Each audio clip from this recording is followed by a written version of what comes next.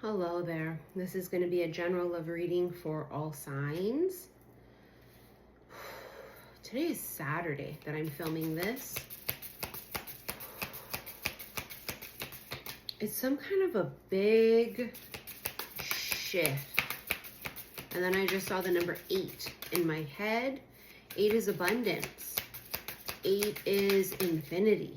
Oh, see, there it is, the Tower. Some kind of big shift. I told you, I can feel it. That's like a plot twist. That could be like something coming in that like rocks your world. Now, the thing about the Tower is it has this really bad reputation, okay? People get the Tower and they go, oh my God, is it catastrophic? It is catastrophic in the moment, right? The Tower is a gift. Listen, it's gonna blow something up. It's gonna come out of left field, but it is redirection. The Tower is universal intervention, but it's a gift. This means that if you've been procrastinating about something, a relationship, a job, any type of situation, you've been procrastinating and you haven't done anything about it, that Tower comes in and it snatches it from your hands. The Tower comes in and it ends it. Okay, so it could be like a complete, total ending, but it's redirection. So it's trying to get you out of a situation or a particular timeline to get you into something else that is for your highest good. You see what I'm saying? But it has a very bad reputation. Now, it can mean meeting someone suddenly. Something, you know, really amazing that comes in very suddenly. It's not always gloom and doom. And look at what I stopped on, the Ace of Cups. See that gorgeous sun coming from the cup? Sun is truth. It's a reveal. So whatever this Tower moment is or is yet to come, it's going to bring huge clarity. It's going to be like, you ever have that feeling where it's like the weight off your shoulders? Someone here has been carrying a really heavy burden. Now, whether that's the burden of a relationship or the burden of money matters or something else entirely, it is coming in to bring relief, even if it doesn't feel like it in the moment. Queen of Cups. I like that because this is a bitch who's standing in her power. This means that she fully understands what she deserves. She fully understands that if something is ripped from her hands, it's for her own good. So could this have to do with love and emotions? Yes. But it could also have to do with testing your self-worth, right? Are we going to entertain people who treat us terribly? Are we going to entertain friends or family? You know, the funny thing is about Instagram is you can see the things people like. And just off that simple little feature alone, a lot of people have disconnected from friends, right? From coworkers, from family, because we get to see what you like. You know, they're all thinking, oh, they just don't like me. And that's inaccurate. We don't like what you post because that makes us think that you support those things that you're liking and that you are engaging in. And that's all we need to know. Okay, so for a lot of people, it's that. Just that little feature alone. You know, some people have caught people liking other people's posts and it's like a cheating situation. And for some people, it's not. It's just we see what you like. And like, really? We didn't know you were an undercover R-word. Because that's what it appears to be. It just could be so many different things. It could be that, you know, this is testing your self-worth when it comes to like reciprocity. Are you someone who is, I don't know, understanding, but when shit happens to you, the people you entertain in your circle aren't understanding and they don't give you time? It's just not a free-flowing connection on both ends. Bitch, it could be romantic, right? It's a million different things it could be. But it's testing her. Okay, so this starts with self, Ace of Cups. Yes, it's new love. It could be true love. It's the holy grail of love. But it's testing you and yours.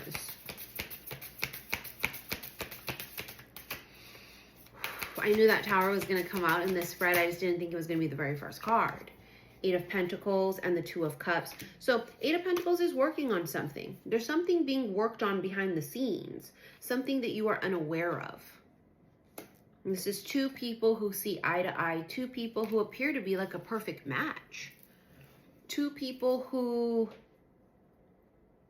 you see, we talked about the cup. Two people here who know what it's like to be treated like shit. Two people who know what they deserve. They're both coming to the table willing to participate, and this is all about reciprocity, right? They want the same thing that they give, and it's meeting another person in the flesh that says, yeah, I'm loyal, and I tend to meet people who aren't. And you're like, oh my God, that's crazy, because that's what I feel too. I'm ready to settle down and give my whole heart and soul to a person, and other people, they're not, you know, open to that. And you're like, oh my God, me too. It's like a mirror. You can actually see it. They're like staring at each other. It's a mirroring effect. And here we have Temperance and Sagittarius energy, but Temperance is also taking two extremes and bringing it together to make it's a perfect balance. Temperance can be patience. It could be something that's really slow, right? Test your patience. Slow and steady is what I heard. Testing your patience. Eight of Swords. Someone here is overthinking. Two of Swords, you know, it's just kind of like indecision. I don't know what to do. I don't know what to say. I don't know what to do. I don't know what to say. It's that kind of a feeling. It's like,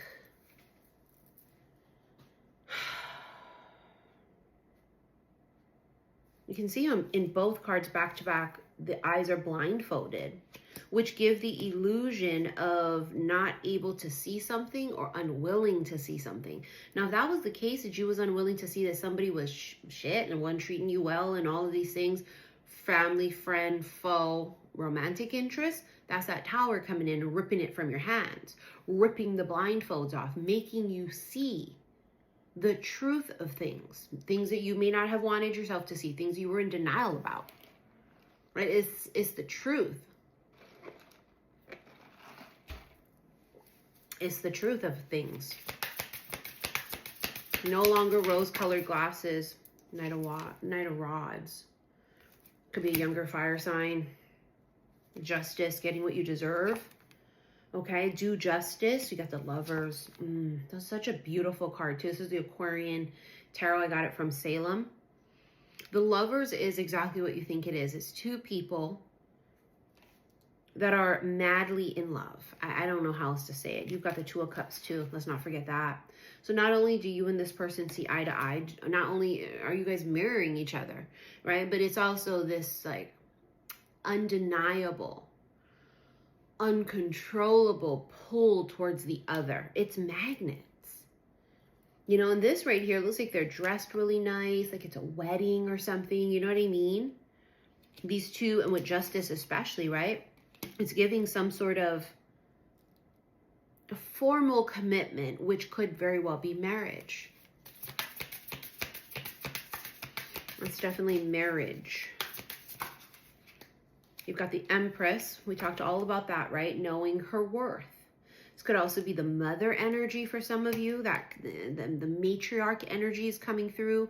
We got Mother Mary that's been coming through continuously, right? Jesus' mom. Your grandparents, specifically grandma, your aunties, your mothers, right? Any kind of an energy that's matriarch, feminine, that has passed, has been coming through really heavy.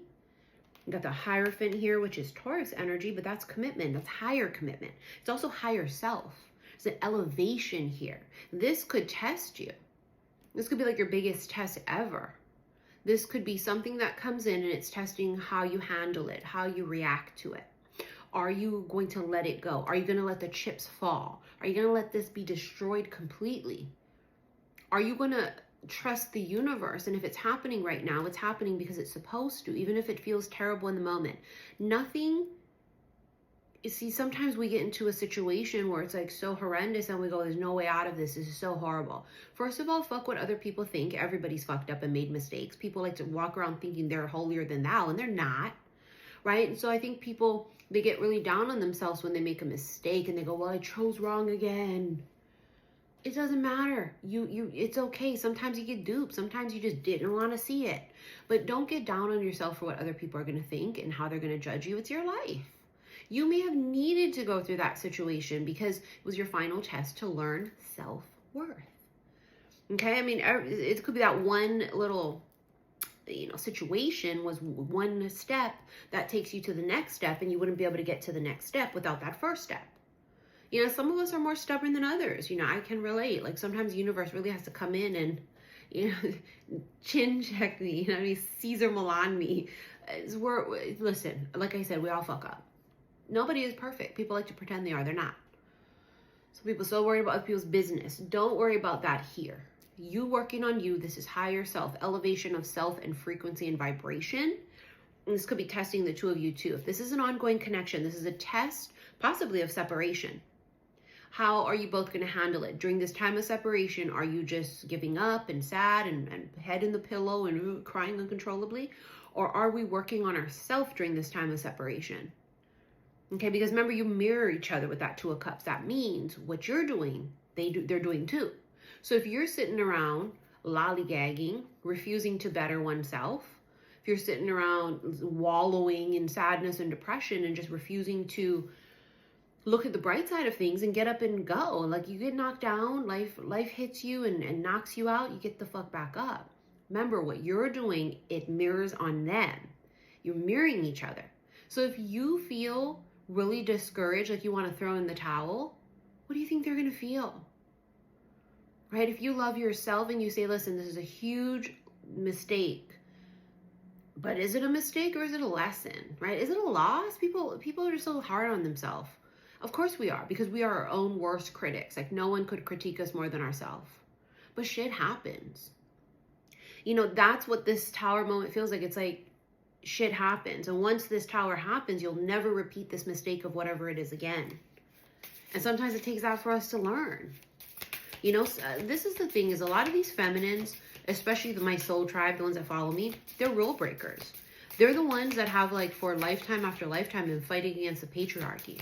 They've been fighting lifetime after lifetime of the rules and being taken advantage of and the status quo. So it's kind of ingrained in us if they say this is what you're supposed to do, and we go, no, the fuck, I'm not supposed to do it, because why am I gotta do it? Why not? They don't gotta do it. Don't fucking tell me what to do. And that's the thing here too. This is a wild divine feminine.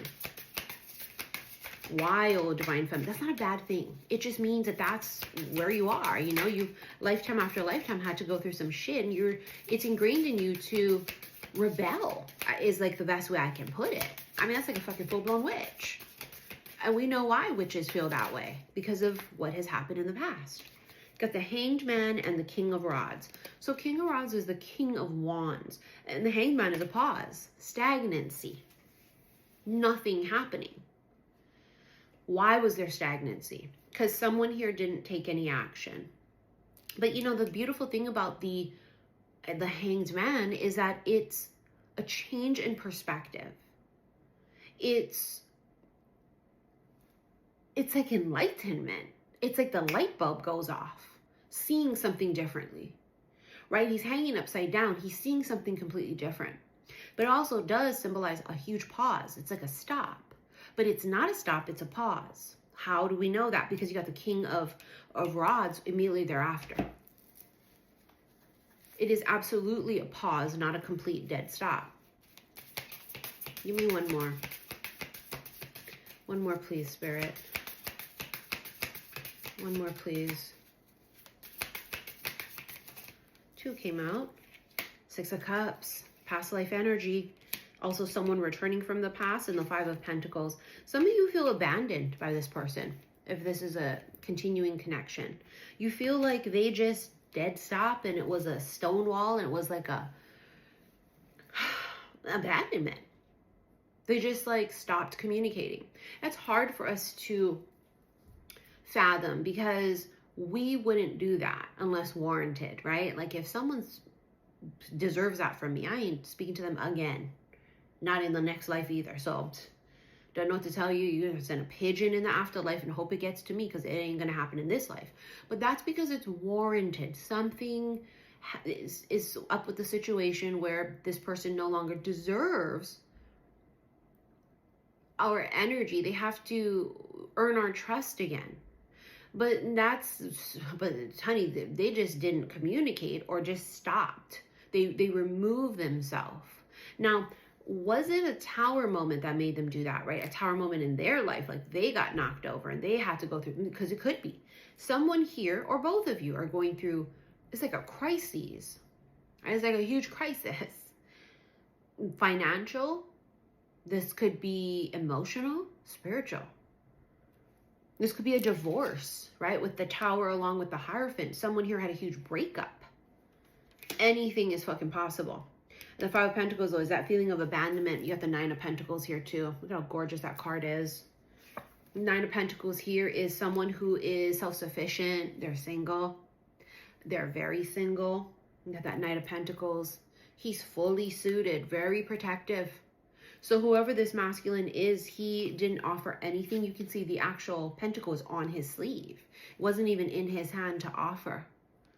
He was very, very closed up. He was, you see, all that's exposed is this. Wouldn't let you in. Maybe he couldn't let you in if he was in another relationship. I mean, in fact, that's possible. But whatever the circumstances is, he wasn't vulnerable. I mean, look at the difference in energy. You know, it's like he was afraid of showing himself, afraid of showing his hand. There was just things he had to work on or work through, whether a relationship he was in, whether something spiritual inside of him. I mean, haven't we all been there? You know, I think people forget. They start to get to this place where they become ununderstanding that other people go through it too. We all go through it. Listen, this is not it, right? This is where we make all the lessons and learn shit, and we fall on our face, we get back up, we love, we live, we laugh, we fucking cry, and we hate. You know what I mean? This is where we do those things. This is for soul ascension. This is so that our soul can be evolved. This is not it. I think, and that's what this feels like. It feels like it's masculine because they're masculine. They're so rooted in the physical realm, right? Feminines, we're rooted in the ethereal, the spiritual realm. That's why we get the PhD fucking course in spirituality. Our awakening takes that much longer, because they're fine-tuning our spirituality. That's the part that we are anchored to. We're anchored, we have one foot in each realm. That's what happens when a woman gives birth. She's literally the portal of life. When she's giving birth, she's 1 foot in this dimension, 1 foot out into the spiritual dimension. So, you know, but the masculines are just anchored to the 3D, you know. Doesn't mean that they don't go through spiritual shit and have to evolve spiritually. They do, but that's not their speciality. He was just so anchored in the present, in the 3D, in the physical. And you can see he gets the wind knocked out of him somehow. He gets a rude awakening. Some sort of a rude awakening. I feel that this masculine here has been quiet and cold, but at the same time, he's been daydreaming. He's been pining and yearning and thinking. You have storm brewing.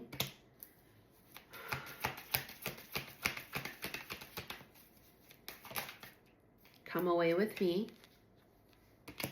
Say she's on the go. She's like, you're coming or you're not, because I'm not going to wait for you. Perfect match. Told you. It's a mirror. The two of you mirror each other. You see eye to eye, and there's the isolation. This is giving, because you got full bloom, it's giving like caterpillar in the cocoon in order to become, this is the butterfly. This is what one must go through to become the butterfly, right? She's gone through it. He needs to go through it too. That's the storm brewing, is that he's undergoing some sort of awakening transformation right now. You about to find the fuck out. Okay, you about to find the fuck out. What is that? Head over heels. That is the elephant in the room and romance. That's the huge elephant in the room. This is like no doubt, like obvious. Stevie Wonder can see that. The issue, I always say this in almost every single reading, the issue is not the attraction, the issue is not the feelings, the issue is the vulnerability. The issue is the masculine and feminine opening up to let the other in. And they have to both be allowing the other in at the same time, right? You can't just have one and then the other is closed up. It doesn't work like that. I got my Wetzel pretzel. We don't have Wetzel pretzel in Hawaii. And Wetzel pretzel is like my absolute freaking favorite. This is a cheese one. It is so unbelievable. It's my favorite. A little well done on the bottom, but it doesn't taste burnt. I got Dunkin'. I found a drink I like.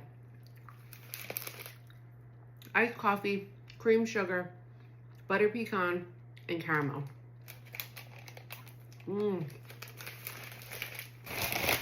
Two reminders before we move on. 1 spot left for Mount Shasta, 2026. 1 spot left for the second Salem group. Okay, these are my 2026 spiritual retreats. Sedona sold out. First group of Salem sold out. So again, only 1 spot left for Mount Shasta, June 2026. 1 spot left for the second Salem group, which is 11/18 to 11/22. If you want to snag those last 2 spots, go to my website, saltwaterhillstarot.com. Fill out your application. And if you are approved and I email you back, you got to pay the $1,111 deposit to secure your spot, okay? So, also so exciting. I'm going to be in Vegas March 11th for my 7th public meet and greet. Those tickets are currently on sale. Half of the tickets already sold, okay? Super fun. You guys know my meet and greets have evolved to being very small, very intimate, very private. So they're very small for a reason. Too many people in one room is just overwhelming. It's too much. Even when I have like 25 people in one retreat, it's so much during the thing with everybody talking and connecting and trying to talk to me. It's too much. So there's a purpose and a reason I keep them really small. So they cost more. But if you want to meet me in Vegas and meet the other Soul Tribe members that are coming, because a lot of them are, snag your ticket, okay? I'll put the link in the comments below. This particular reading, you are going to rent it. Actually, you purchase it. You're going to purchase it off of this extended. You are going to go to the link below. Okay, I'm going to pin the link because you're going to purchase this on my Patreon. I don't have my laptop while traveling. This time I chose not to bring it. Same concept. It'll be the same price, but you're going to go to Patreon. You can just purchase the video itself. You don't have to become a member. For those of you that want to become a member so you can watch everything that's on Patreon, all the timeless readings, you can choose to become a member as well. But you don't have to. It's going to be the same price, $9.99, okay? I will see you guys in the extended. Bye.